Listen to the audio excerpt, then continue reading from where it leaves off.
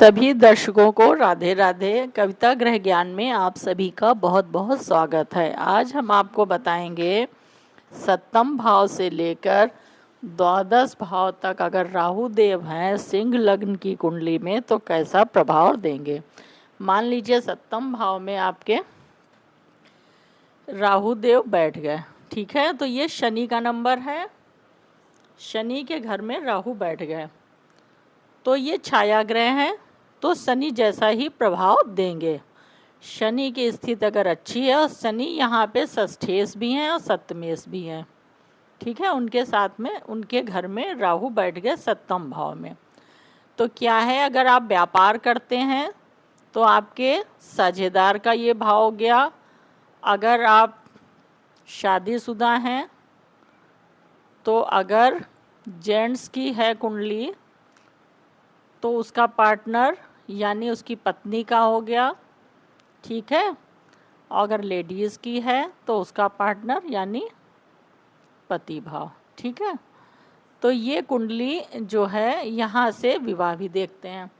तो राहु का शनि के घर में बैठना यानी शनि के जैसा फल ही राहु देंगे। वैसे भी शनि के ही प्रकार ये राहु माने गए, उनकी के जैसा फल देते हैं। तो क्या है, चूंकि ये एक त्रिकोण, ये त्रिक भाव के भी स्वामी हैं और एक केंद्र के स्वामी हैं, सप्तम भाव के भी हैं और षष्ठेश भी हैं शनि। तो क्या है, ये बहुत अच्छा प्रभाव तो नहीं देंगे। यहाँ पे अगर आप व्यापार करते हैं तो साझेदार के साथ में आपको बहुत ध्यान दे के कार्य करना होगा। इनकी महादशा अंतरदशा में कोई विवाद, कोई उलझने, समस्याएं अचानक आ सकती हैं।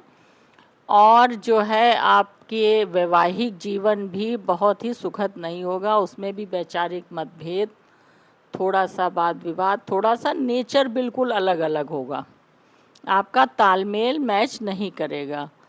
राहु क्या है, एक बाहरी ग्रह है, इसको उसमें देखते हैं तो हो सकता आपका जो शादीशुदा जो पार्टनर हो उसका कल्चर चेंज हो, आपके देश से बहुत बाहर का हो, है ना, अंतर्जातीय हो, आपकी कास्ट का ना हो, तो और विचारों में या तो विपरीत बिल्कुल होंगे, तो ये ऐसा संभावना बनती है। बाकी और भी प्लेसमेंट देखते हैं ग्रहों की, और आप लव मैरिज भी कर सकते हैं, उसकी भी यहाँ पे बनती है। लेकिन तालमेल आपका वैवाहिक जीवन उलझनों पूर्ण रहेगा, बहुत अच्छा नहीं होगा। अगर किसी शुभ ग्रह की दृष्टि है, शनि की पोजीशन अच्छी है, लगने से आप अच्छे हैं, तो समस्याएं कम होंगी। लेकिन हाँ, थोड़ी सी यहाँ पे समस्याएं ज़रूर होंगी। आपके स्वास्थ्य प्रभावित रह सकता है, आपका भी, आपकी पत्नी का भी, और जो है उसमें जो तालमेल भी सही नहीं होगा। तो ये चीज़ें हो सकती हैं। 1 2 3 4 5वीं यहाँ पे दृष्टि डालेंगे तो यहाँ पे अच्छा करेंगे। ये आपका लाभ भाव है, यहाँ से आय देखते हैं, बड़े भाई को देखते हैं, नेटवर्क देखते हैं, दोस्त देखते हैं, ठीक है। तो बाहर आपकी जान पहचान अच्छी होगी, कई स्रोतों से आपका धन का लाभ हो सकता है, क्योंकि बुध बिजनेस व्यापार का ही मानते हैं। बुध की पोजीशन अच्छी है तो लाभ आपको अच्छा होगा, अर्निंग अच्छी होगी, आपको कई स्रोतों से आय हो सकती है, इसकी संभावना बनती है। नेटवर्क आपका अच्छा होगा, आपकी जान पहचान बाहर अच्छी होगी, धन अच्छा होगा, धन के दृष्टिकोण से अच्छा है। अगर बुध की और शनि की पोजीशन अच्छी है, लगने से अच्छे हैं, तो 6 7 7वीं यहाँ डालेंगे। यहाँ आपको व्यक्तित्व में वो आए, वही चीज़ है। अगर सूर्य की पोजीशन अच्छी है, ठीक है, और दृष्टि डाल के थोड़ा सा सूर्य इनके अपोजिट हैं, शत्रु हैं, ग्रहण दोष बनाते हैं, तो बहुत अच्छा तो नहीं, लेकिन हाँ फिर भी मेन चीज़ यही है कि किसी शुभ ग्रह की दृष्टि सूर्य की पोजीशन अच्छी है तो ये विस्तार के हैं, ठीक है, तो ये सूर्य जैसा ही फिर फल देंगे, तो ये अच्छा हो जाएगा। यहाँ पे सूर्य की पोजीशन बहुत ज़रूरी है देखनी। 7 8 9वीं दृष्टि यहाँ डालेंगे। शुक्र की पोजीशन अच्छी है, शनि अच्छे हैं, तो यहाँ से भी आपको जो है थोड़ी सी समस्याओं के बाद सही कर देंगे। छोटे भाई बहन का, छोटी यात्रा का, मीडिया का, लेखन का, वार्ता का, तो ये सब चीज़ें यहाँ पे आपको ठीक ठीक मिलेंगी अगर शुक्र की पोजीशन अच्छी है तो। फिर मान लीजिए राहु देव आपके बैठ गए अष्टम भाव में। तो ये किसका है? आयु का है। मृत्यु का भी यहीं से देखते हैं, चोट चपेट, एक्सीडेंट, अचानक से समस्याएं, परिवर्तन का है, रिसर्च का है, यहाँ पे देखते हैं, ठीक है ना, गहराई वाली। तो ये गूढ़ विज्ञान, जैसे गूढ़ ज्ञान है ना, तो यहाँ से ससुराल भी देखते हैं, पैतृक संपत्ति भी देखते हैं। तो यहाँ पे चीज़ें अचानक से जो भी आपके जीवन में घटित होता है, ये अष्टम भाव के कारण। यहाँ पे राहु बैठ गया। अब गुरु की पोजीशन अच्छी है क्योंकि ये त्रिक भाव है, ठीक है। तो गुरु की पोजीशन अगर अच्छी है, केंद्र त्रिकोण से संबंध बना रहे हैं, केंद्र त्रिकोण में हैं और अंश बल में अच्छे हैं, किसी तरह से भी उनमें जैसे शुभकर्तरी योग में है, ये मतलब हर चीज़ से। तो आपको यहाँ पे अचानक से धन का लाभ, ससुराल से संबंध अच्छे, पैतृक संपत्ति अच्छी।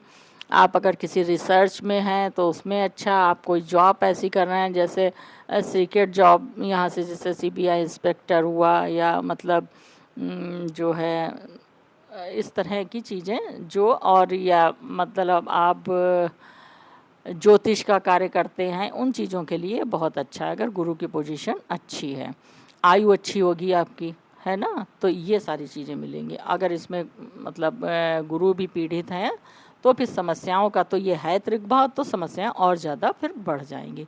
1 2 3 4 5वीं यहाँ डालेंगे, यहाँ समस्या करेंगे, ये भी त्रिक भाव है। चंद्रमा इनके शत्रु हैं, और अगर चंद्रमा जो हैं यहाँ पे दृष्टि डाल के, ये जिन जिन चीज़ों का है, यहाँ से आपका बंधन देखते हैं, जेल देखते हैं, हॉस्पिटल देखते हैं, ठीक है, और हानि देखते हैं, और जो है नींद का भी है, सैया सुख का है, तो सारे चीज़ों में प्रॉब्लम देंगे ही देंगे, उलझने। अब ये आपके कुंडली के ऊपर डिपेंड करता है, किसी शुभ ग्रह की दृष्टि पड़ गई, या चंद्रमा आपका शुक्ल पक्ष का अच्छा है, अच्छी पोजीशन में है, तो उलझने थोड़ी कम हो जाएंगी और आप उससे निकल जाएंगे। व्यर्थ का धन आपका खर्च हो सकता है। कोर्ट कचहरी को भी देखते हैं, अगर आपके ऊपर कोई इस तरह का है तो उसमें समस्याएं उस पीरियड में महादशा अंतरदशा में बढ़ जाएंगी। तो यहाँ पे आपको थोड़ा सा धैर्य से वो पीरियड निकालना होगा, तो ये संभावना बनती है। 6 7वीं यहाँ दृष्टि डालेंगे तो यहाँ फिर वही बुध की पोजीशन अच्छी, लग्नेश अच्छे हैं, ठीक है। तो यहाँ पे जिन चीज़ें वाणी का है, धन का है, खान पान है, कुटुंब है, ठीक है, तो उनमें जो है बुध की पोजीशन अच्छी है, तो आपको यहाँ से ये लाभ करवाएंगे। थोड़ा सा भाषा आपकी कटु हो सकती है, थोड़ा सा तालमेल में दिक्कत आ सकती है, किसी शुभ ग्रह की दृष्टि है, तो फिर समस्याएं हल हो जाएंगी।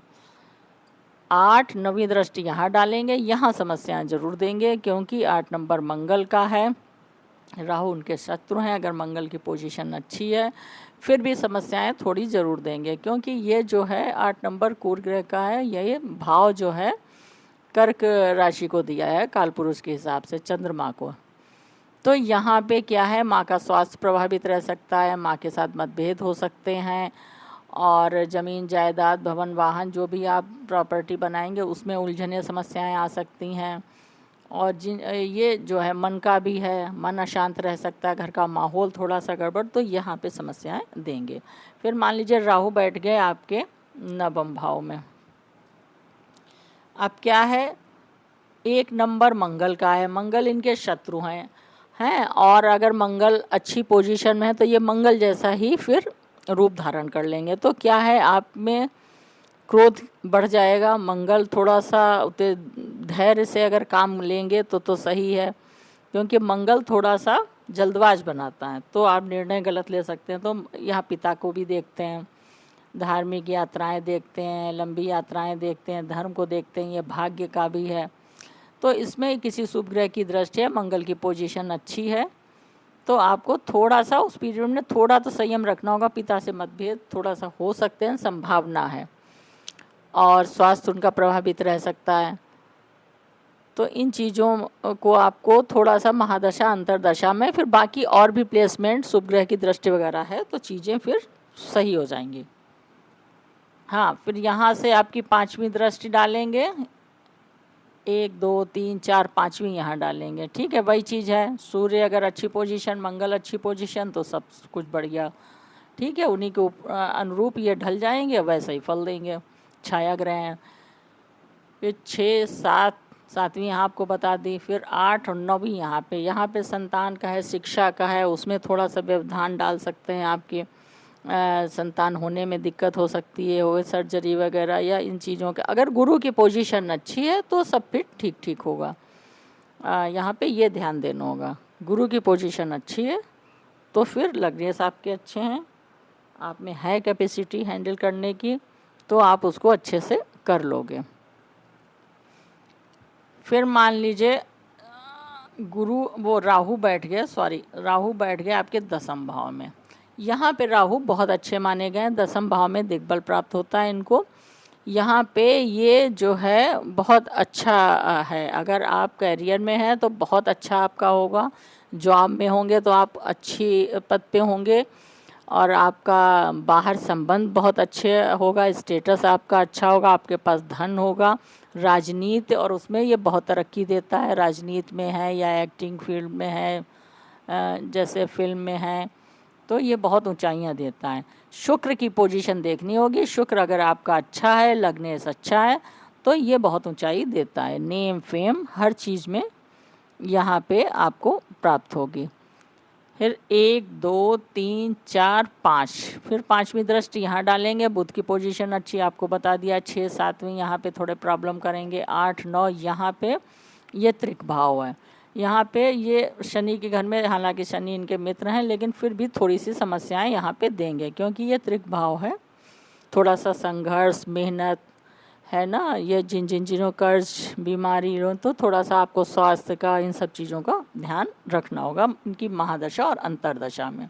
फिर मान लीजिए राहु देव आपके बैठ गए यहाँ पर 11वें भाव में, एकादश भाव में, ये लाभ भाव है, इच्छा पूर्ति, लाभ, नेटवर्क, दोस्त, बड़ा भाई, सब यहाँ से देखते हैं। 3 नंबर इनके मित्र का है, यहाँ पे बैठ के ये बहुत अच्छा करेंगे, और यहाँ पे आपको कई स्रोतों से आए, बुध की पोजीशन अगर अच्छी है, बाहर संबंध अच्छा, सबसे तालमेल अच्छा, आपकी अच्छे लोगों से उठक बैठक, आपका अच्छा एक स्टैंडर्ड वो होगा, धनी होंगे आप, कई स्रोतों से आपके आय के जरिया बनेंगे, आपको धन अच्छा मिलेगा। तो यहाँ पे बड़े भाई से सपोर्ट सहयोग मिलेगा, थोड़ा सा तालमेल हो सकता है, थोड़ा वो हो, लेकिन अच्छा सहयोग मिलेगा, ये अपने मित्र के उसमें है। तो यहाँ पे राहु की पोजीशन अच्छी है। 1, 2, 3, 4, 5वीं यहाँ डालेंगे, बता दिया। 6, 7वीं बता दिया।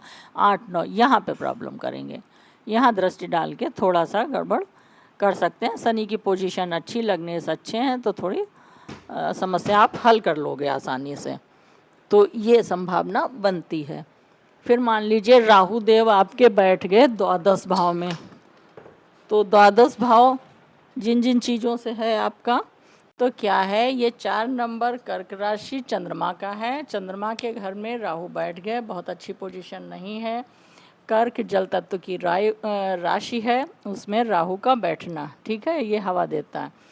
और चंद्र राहु केतु आपने सुना होगा, सूर्य राहु केतु ये ग्रहण दोष भी लगाते हैं, तो यहाँ पे राहु की पोजीशन अच्छी नहीं है।